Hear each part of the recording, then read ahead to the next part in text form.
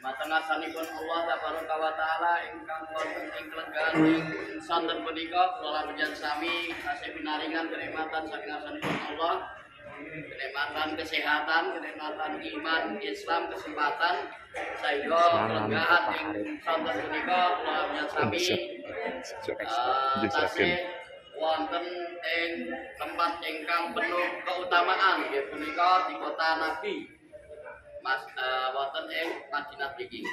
Salajengipun Bapak Ibu kula pilih kula panjenengan sami insyaallah geseripun wonten ing Mekah punika dinten Ahad, ananging wiwit sonten punika ada 2 hari kagem kula panjenengan sami persiapan kagem perbekalan semangat kula panjenengan sami menuju acara puncak akhir bulan sami tindak wonten ing Mekah dan Madinah mriki.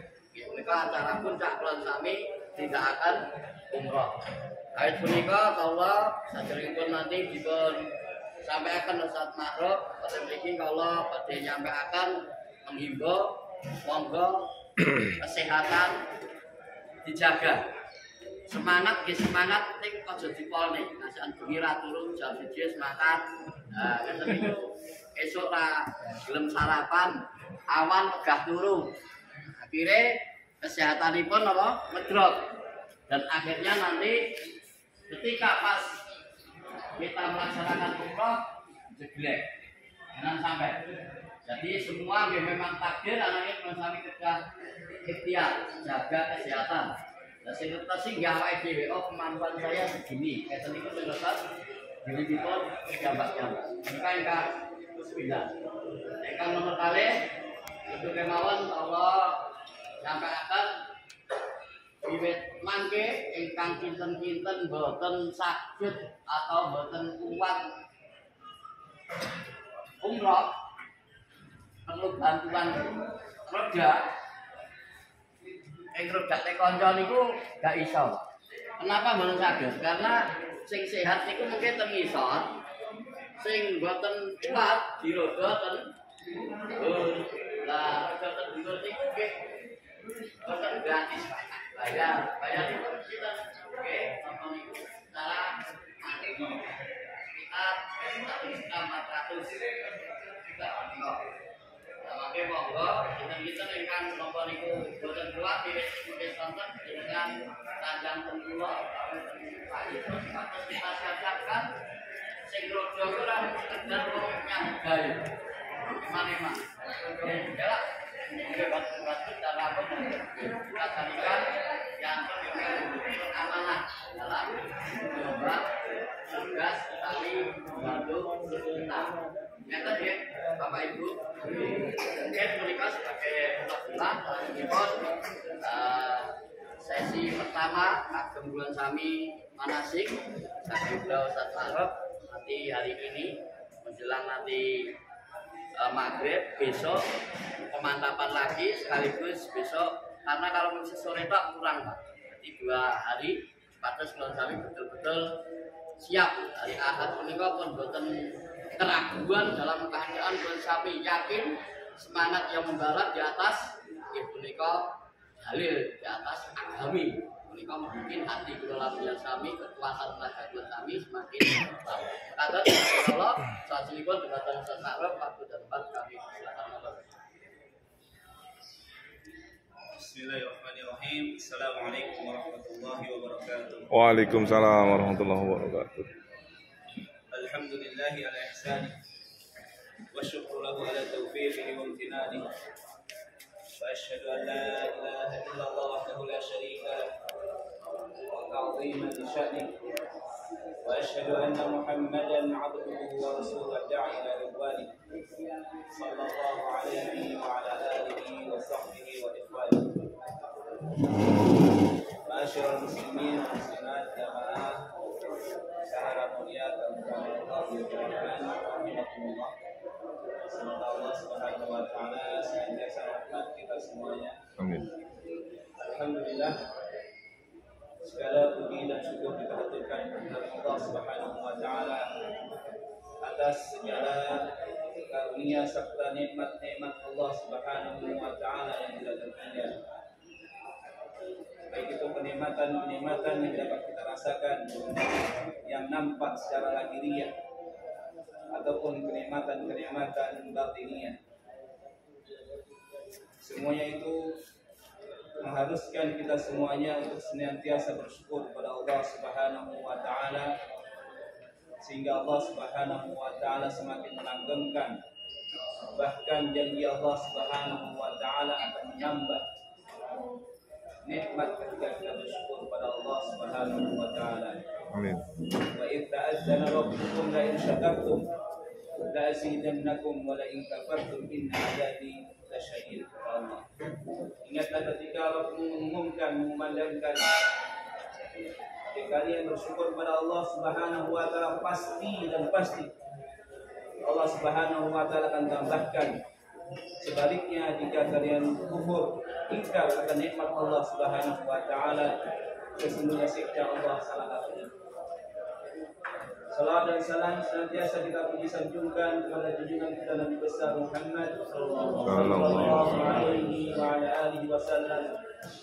Karena melalui jasa beliau Allah Subhanahu wa taala mengeluarkan kita semuanya dari alam kegelapan, dari kegelapan jahiliyah menuju cahaya iman dan Islam, dari kegelapan kesyirikan, peribadatan kepada selain Allah menuju cahaya tauhid, ibadah hanya untuk Allah Subhanahu wa taala, dari kegelapan maksiat menuju cahaya taat kepada Allah Subhanahu wa taala. Jamaah sekalian rahimani wa rahimakumullah. Sesungguhnya membekali diri dengan ilmu itu adalah suatu kewajiban. Rasulullah sallallahu alaihi wasallam bersabda dalam hadis yang disahihkan sebagian para ulama, talabul ilmi fardhatun ala kulli muslim. Menuntut ilmu adalah suatu kewajiban bagi setiap muslim, terutama ilmu-ilmu yang harus kita miliki, karena ilmu tersebut senantiasa kita butuhkan dalam amal ibadah kita sehari semalam. Okay. Seperti ilmu bagaimana bertauhid hanya kepada Allah, seperti ilmu sholat kita. Ketika mau masuk bulan Ramadan, bagaimana tata cara puasa Ramadan yang diajarkan Nabi. Ketika kita punya harta berlebih, ada kewajiban zakat. Bagaimana tata cara berzakat yang benar. Ketika jenengan dipanggil Allah Subhanahu wa taala ke Baitullah, baik itu berupa haji besar ataupun haji kecil. Haji besar berarti naik haji. Kalau haji kecil sebagaimana Bapak Ibu sekalian ini naik umrah, maka wajib kita mengilmuinya. Ya. Jangan sampai kita beribadah tanpa didasari atas dasar ilmu. Bisa sia-sia Bapak Ibu sekalian. Amal ibadah kita bisa sia-sia apabila dilakukan di atas kejahilan, di atas kebodohan. Bahkan alhamdulillah, terkadang suatu amalan yang tidak dilandasi di atas dasar ilmu malah menyeret pelakunya ke neraka Allah Subhanahu wa taala. Alhamdulillah. Ya jamaah sekalian rahimani wa rahimakumullah. Oleh karena itu para ulama mengatakan rubba amalin saghirin tukabbiruha niyyah. Berapa banyak amalan yang itu kecil, ya, akan tapi amalan tersebut menjadi besar di sisi Allah Subhanahu wa taala karena baiknya niat seseorang. Berarti wajib kita mempelajari apa? Niat. Sebaliknya, rubba amalin kabirin, banyak amalan yang itu besar. Ya.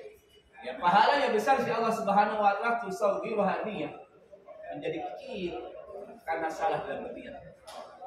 Ini penting Bapak Ibu. Ya, mempelajari suatu amalan yang itu akan kita lakukan itu suatu hal yang sangat kecil. Ya. Abu Hurairah pernah meriwayatkan satu hadis. Ketika beliau menyampaikan hadis ini kepada murid-muridnya, 3 kali pingsan. Sampai 3 kali apa? Insan. Itu hadis apa Bapak Ibu? Hadis tentang awwal man tusa'aru bihin naru yaumal qiyamah. 3 golongan yang mana 3 golongan ini akan Allah Subhanahu wa taala nyalakan api neraka di hari kiamat kelak. Hadis yang sangat besar, menakutkan. Ya, mereka adalah orang-orang yang pertama kali dicelupkan ke api neraka, menjadi bahan api neraka, bahan bakar api neraka. Siapa kira-kira mereka Bapak Ibu? Apakah orang-orang preman di pasar yang sukanya meras, mengambil harta hak orang lain tanpa hak? Ya, atau para perampok? Atau orang yang suka melacur? Atau koruptor? Sebutkan bentuk-bentuk kejahatan yang lain. Bukan. Mereka adalah orang-orang yang secara lahiriah di dunia ini beramal dengan amalan yang soleh. Ya. Yang pertama Bapak Ibu, orang yang akan dipanggil di hari kiamat oleh Allah Subhanahu wa taala dimasukkan neraka, ya, adalah orang yang senantiasa dia membaca Al-Qur'an siang dan malam. Dalam riwayat yang lain, alim, orang yang berilmu, ulama. Orang ini pun didatangkan di hari kiamat di hadapan Allah. Diperlihatkan nikmat-nikmat Allah yang Allah Subhanahu wa taala berikan pada orang tersebut di dunia. Ya. Apa wahai fulan, apa yang kau lakukan dengan nikmatku pada engkau? Dia membaca, dia mengatakan, Aqra'ul Qur'ana fika ya Rabb. Sesungguhnya di dunia saya membaca Al-Quran hanya semata-mata karena engkau ya Allah. Allah maha mengetahui isi batin kita Bapak Ibu. Meskipun secara lahiriah ya, kita beramal lillah, akan tapi hatinya yang dilihat ya, maka didustakan oleh Allah. Adzabta, kamu dusta. Sesungguhnya kamu baca Al-Quran yuqal qari. Sehingga kamu membaca Al-Quran supaya dikatakan sebagai qari, orang yang hebat dalam membaca Al-Quran. Dan kamu telah disebut-sebut sebagai qari di dunia. Menakutkan dunia. Ya, lihat, mana yang baca Al-Quran, tajwidnya Masya Allah, iramanya mungkin Masya Allah. Akan tapi orang ini baca Al-Quran bukan karena apa? Bukan karena Allah. Ya. Dia hanya ingin dibacakan sebagai orang yang hebat dalam baca Al-Quran. Qari nasional, qari internasional, dan seperti itu. Ya. Kemudian orang ini pun yang didustakan oleh Allah Subhanahu wa taala, diseret oleh para malaikat dan dilemparkan ke api neraka. Karena dia beramal bukan lillah. Lihat orang yang baca Al-Quran. Ini kan amal soleh ya. 1 huruf membaca Al-Quran berapa ganjarannya?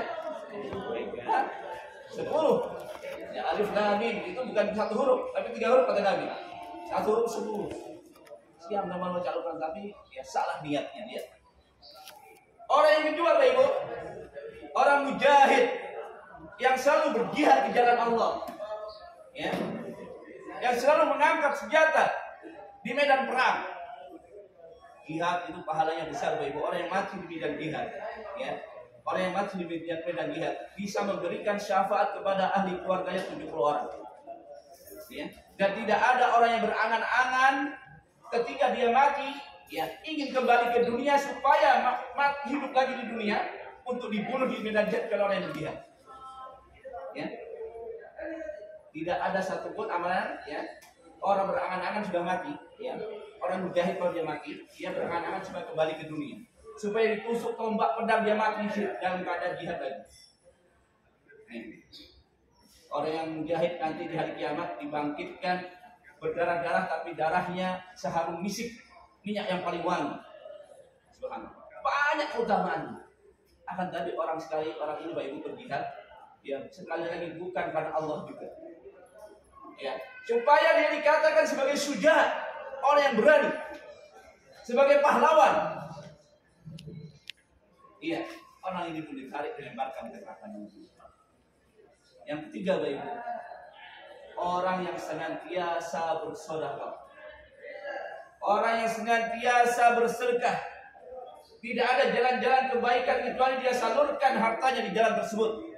Di sana ada masjid bangun, ada sekolahan bangun. Akan tapi orang ini juga bukan karena lillah ketika bersedekah, Ibu, ketika berinfak. Ya, supaya dikatakan dia sebagai orang yang dermawan. Orang apa? Dermawan jawab. Didustakan oleh Allah, maka dia pun dilempar ke api neraka. Lihat Ibu, 3 golongan ini orang-orang saleh, para preman. Orang-orang saleh. Tapi ketika niatnya salah, apa yang terjadi? Justru amalannya menjadi bumerang begini. Nah, di sini pentingnya kita berilmu terlebih dahulu ketika beramal. Ya. Apalagi Bapak Ibu, amalan, ya. Umrah dan haji ini Bapak Ibu. Ini amalan yang besar di sisi Allah Subhanahu wa taala. Ya. Para ulama bersilang pendapat apakah umrah itu sama dengan haji, merupakan kewajiban bagi yang mampu atau tidak. Pendapat yang kuat wajib. Ya. Karena firman Allah Subhanahu wa taala dalam surah Al-Baqarah bergandengan antara haji dan umrah. Wa atimul hajja wal umrata lillah. Ya. Merupakan salah satu kewajiban bagi yang mampu. Ya. Itu suatu keutamaan, ya. Suatu amalan apabila diwajibkan itu suatu keutamaan tersendiri. Ya. Nah, Bapak Ibu sekalian, di sini saya akan sebutkan terlebih dahulu untuk memotivasi Bapak Ibu sekalian. Ya. Di antara keutamaan ibadah haji dan umrah. Yang pertama, hadis diriwayatkan oleh Imam Muslim dari Abu Hurairah. Ya, Rasulullah SAW bersabda, al-umratu ila al-umrati kafaratu lima bainahuma wal hajjul mabrur laisa lahu jazaa'un ila jannah. Kata Nabi SAW, umrah yang satu, umrah yang lainnya. Mungkin jenengan beberapa tahun kemarin pernah umrah, kemudian tahun ini umrah lagi, yaitu umrah satu, umrah yang lainnya. Itu kafaratun lima bainahuma, sebagai bentuk penggugur dosa-dosa di antara keduanya. Wal hajjul mabrur laisa lahu jazaa' ilal jannah. Dan haji yang mabrur tidak ada balasannya kecuali surga Allah Subhanahu wa taala. Ini yang pertama, keutamaan ibadah haji dan umrah adalah penggugur dosa-dosa kita. Dan kita itu sangat membutuhkan amalan-amalan yang bisa menggugurkan dosa-dosa kita, Bapak Ibu. Ya, semenjak kita akhir balik sampai sekarang, ya, hanya Allah yang tahu dan kita kira-kira bisa menimbang-nimbang. Kalau niki abot amal solehnya atau abot amal sayyi'ahnya, amal jeleknya. Ya. Dan itu perlu digugurkan. Ya, supaya nggak timpang timbangannya nanti. Ya. Salah satu menggugurnya apa? Ibadah haji dan umrah. Ya, menggugurkan dosa-dosa kita, Bapak Ibu sekalian. Bahkan dalam hadis yang lain, ya, Rasulullah SAW mengatakan, barang siapa yang manhajja, dia berhaji, falam yarfuth, dia tidak berbuat rafath, ya, walam yafsuq, dan tidak berbuat fasik. Rafath ini berkata-kata kotor, ya, dan juga berbuat fasik, berbuat maksiat, maka roja'a kayaumin waladathu ummu, dia kembali ke negerinya sebagaimana hari dilahirkan oleh ibunya, suci, bersih, tanpa noda. Ini bayi yang baru lahir, gak ada dosanya. Mau kira-kira Bapak Ibu? Mau semuanya, J? Ini ada berkata, itu kan berkenaan dengan haji manhajjah, barang siapa yang berhaji. Kalau umrah bagaimana, Ustaz? Jawabannya sama. Kata para ulama, seluruh keutamaan tentang haji mencakup diantara adalah keutamaan masuk di dalamnya umrah. Kenapa? Sebab Nabi pernah bersabda dalam hadis yang dihasankan oleh para ulama, ya, ala, ya, annal umrata kal hajjil asghar. Ketahuilah bahwa umrah itu sebagaimana haji kecil. Ya. Karena kalau haji itu haji besar, kalau umroh haji Kecil. haji kecil. Oleh karena itu seluruh ayat hadis-hadis yang menyatakan keutamaan tentang ibadah haji, maka umroh dapat bagiannya. Oke? Kalau orang berhaji, dia tidak berbuat maksiat, tidak berkata-kata kotor, dia bisa kembali ke negerinya dalam keadaan sebagaimana bayi dilahirkan. Begitu juga dengan umroh. Paham di sini, Pak Ibu? Gitu. Iya. Yang selanjutnya, di antara bentuk keutamaan ibadah haji dan umroh, ya, yang pertama tadi mengurangi dosa, ya. Yang kedua, dia dapat menghilangkan kefakiran. Menghilangkan apa, Ibu? Kefakiran. Menghilangkan kefakiran, kemiskinan. Jadi kalau jenengan haji, jangan umroh, jangan takut bangkrut. Ya? Gak usah takut bangkrut, Pak Ibu. Asalkan niat jenengan benar, ya insya Allah jenengan tidak akan bangkrut. Sebab Nabi SAW bersabda, Bapak Ibu, dalam hadis yang diriwayatkan Imam Bukhari dan Imam Muslim, ya, beliau pernah mengatakan, atau dalam hadis riwayat Tirmidzi, ya, hadis yang sahih, tabi'u bainal haji wal umrati, ya, ikutilah, selingilah antara ibadah haji dan ibadah umrah. Fa innahuma, karena keduanya haji dan umrah itu, ya, yanfiyanil faqra wad dzunub, akan menghilangkan al-faqra, kemiskinan serta dosa-dosa. Ya, sebagaimana api itu akan menghilangkan kotoran pada besi-besi. Oke. Tukang sepuh itu dipakai. Bagian bikin pedang atau nopo itu untuk menghilangkan kotoran-kotoran di besi di apa? Dibakar di api. Ya, itu perumpamaannya. Ya. Jadi haji dan umrah itu akan menghilangkan apa? Kefakiran, kemiskinan. Dan ini janji Rasulullah Shallallahu Alaihi Wasallam, Pak Ibu. Kata para ulama, ini syai'un musyahad, sesuatu yang dapat kita saksikan, mujarrab, teruji. Berapa banyak dia orang pergi haji, pergi umrah, bukan bangkrut, tapi hartanya makin barokah, makin banyak. Amin. Istrinya makin nambah. Kok ke sini?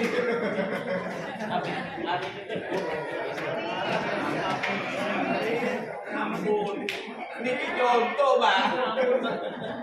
Iya. Jadi benar, Pak. Mas Hidik ini kalau umroh enggak setahun berapa kali, jangan enggak usah dihitung. Iya. Benar. Enggak miskin, boten, malah tambah sugih. Alhamdulillah. Ya. Iya. Karena ini kebenaran sabda Nabi, Bapak Ibu. Ya. Asalkan niat kita benar, maka jangan takut untuk faidah setelah haji setelah umrah, boten. Justru harta jenengan makin berkembang, makin barokah. Amin. Ini keutamaan baik sekalian. Keutamaan yang lain pada haji dan umrah, ini khusus untuk ibu-ibu. Ya, kita kasih gambar gembira, ya, untuk ibu-ibu. Dan ini diwakili oleh Ummul Mukminin, ibu kaum mukminin, yaitu Aisyah radhiyallahu taala anha, istri tercinta Rasulullah sallallahu alaihi wasallam. Suatu hari Nabi menyebutkan keutamaan tentang jihad yang begitu besar yang tadi kita sebutkan. Maka Aisyah pun, ya, berkata kepada Rasulullah SAW, ya Rasulullah, narul jihad afdalul amal. Wahai Nabi kami kaum wanita ini memandang jihad itu adalah semulia-mulia amalan, seabdal amalan. Afala nujahid, bolehkah kami ikut juga jihad ke medan perang? Iya, lihat, ini semangatnya sahabat-sahabat wanita di zaman Nabi. Sebab yang boleh terjun ke medan perang, ngangkat senjata, itu hanya kaum laki-laki, baik. Ya, kaum wanita itu nggak boleh, ya, nggak boleh terjun ke medan perang. Ya. Maka Aisyah merasa keutamaan tadi itu khusus laki-laki. Ya. Lalu bagaimana kami mendapatkan keutamaan jihad oleh Nabi? Bolehkah ikut jihad? Kira-kira apa jawaban Nabi? Lakunna jihad, la kita lebih jihad. Kalian kaum wanita memiliki ibadah jihad yang tidak ada mengangkat pedang peperangan di dalamnya, tidak ada peperangan. Apa itu? Al-hajju wal umratu, haji dan umrah. Jadi haji dan umrah itu adalah bentuk jihadnya kaum ibu-ibu. Pahalanya menyamai pahala jihad kaum laki-laki. Oke, Ibu, oke? Ya, jadi harus semangat. Lagi jihad ini. Ibu, ya. pahala yang namanya jihad ya bagi kaum wanita. Subhanallah. Ya, jamaah sekalian, rahimani wa rahimakumullah. Ini diantara ya keutamaan ibadah haji dan umrah ya yang kita sebutkan karena kita terbatas waktu itu. Jadi saya jadikan dua sesi. Sesi pertama mungkin hari ini berkenaan dengan manasik umrah, besok berkenaan dengan mahdzuratul ihram, hal-hal yang dilarang ketika sudah ihram. Ya. Nah, Ibu, untuk membersihkan waktu, ya. Kita sebutkan motivasi tadi dari hadis Nabi Rasulullah SAW berkenaan dengan fadail keutamaan haji dan umrah. Maka sekali lagi, jangan sampai keutamaan tadi yang begitu besar, ya, ini hanya segelintir yang kita sebutkan, Pak Ibu. Ya. Kalau kita sebutkan banyak hadisnya nih. Iya, satu lagi hadis, ya. Satu lagi, ya. Satu lagi. Ya, satu lagi. Keutamaan haji dan umrah. Kata Rasulullah SAW, al-hujjaju wal umaru, ya, wabdur rahman. Orang yang haji, orang yang umrah, jadi jamaah haji, jamaah umrah, itu adalah wabdur rahmani, tamu agung, tamu delegasi Allah Subhanahu wa taala. Wabdun dengan dhaifun itu beda, Pak. Ya. Dhaif tapi yang tamu. Tapi kalau wahdun itu tamu kehormatan, delegasi di bahasa Indonesia, gitu. Tamu kehormatan Allah Subhanahu wa taala. Ketika mereka dipanggil oleh Allah Subhanahu wa taala, mereka datang. Maka Allah siapkan dengan dua jamuan. Yang pertama, apabila mereka meminta kepada Allah, pasti Allah beri. Amin, amin. Ketika mereka berdoa kepada Allah, pasti Allah kabulkan. Subhanallah. Ya. Ini juga berapa banyak kisah-kisah orang haji dan umrah ketika dia di tanah suci berdoa, pulang terkabul doanya. Amin. Saya punya teman ya puluhan tahun nggak punya keturunan, ya, kemudian berinisiatif untuk umrah.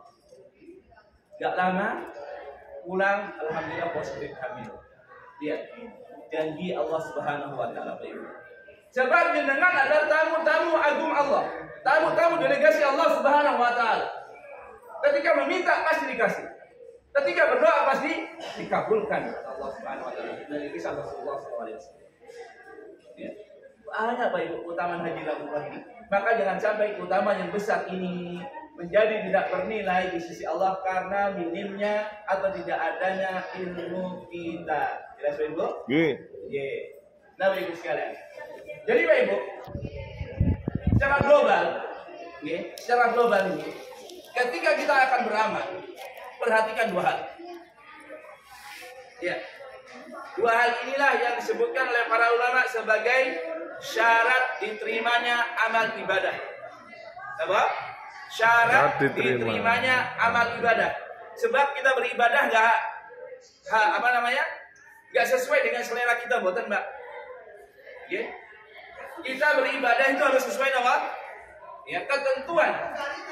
Jangan kita di sekolahan aja ada aturan-aturan apa ya? Di lembaga pasti ada aturannya, ya? Iya kan? Kalau sekolah ada aturannya. Kurikulum ada aturannya.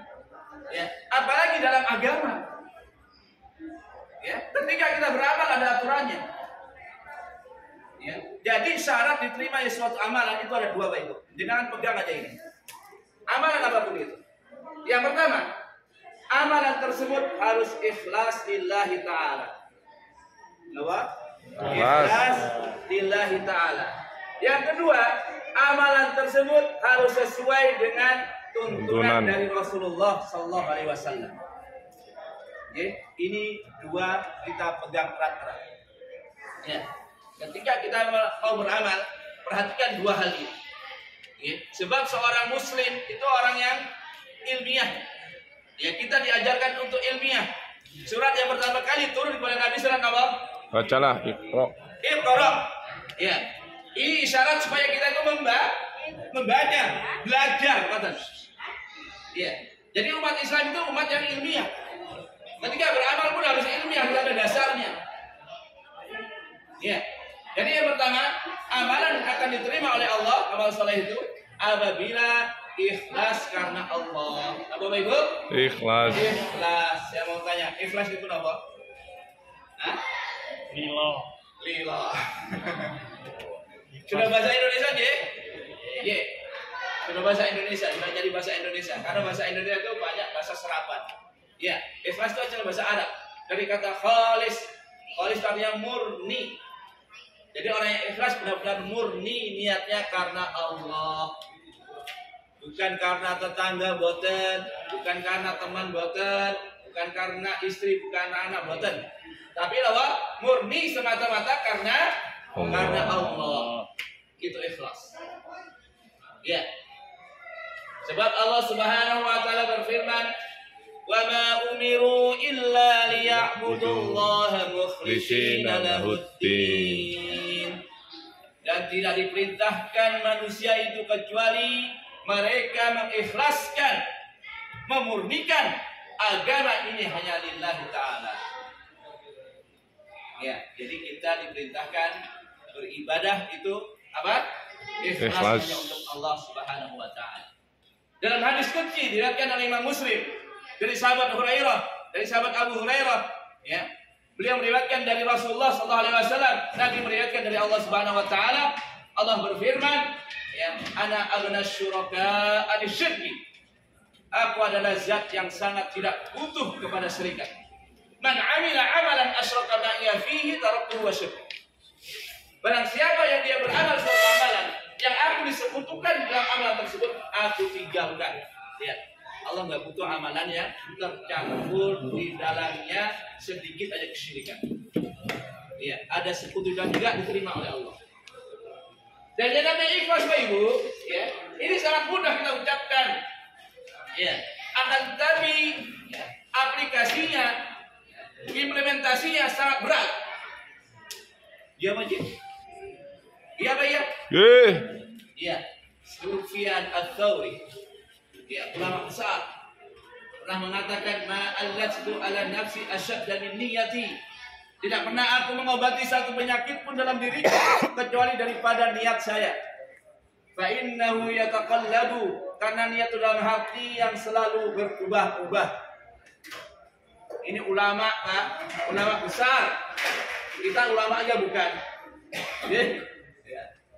Beliau mengatakan tidak ada penyakit dalam diri saya yang lebih saya susah untuk mengobatinya kecuali apa? Niat saya. Lalu bagaimana dengan kita? Ya, karena dia itu dalam hati selalu berubah-ubah. Di awal mungkin ikhlas karena Allah, di tengah bisa goyah. Ya, Banjir? Ya. Di tengah amalan sudah ikhlas dari awal sampai akhir, setelahnya bisa goyah.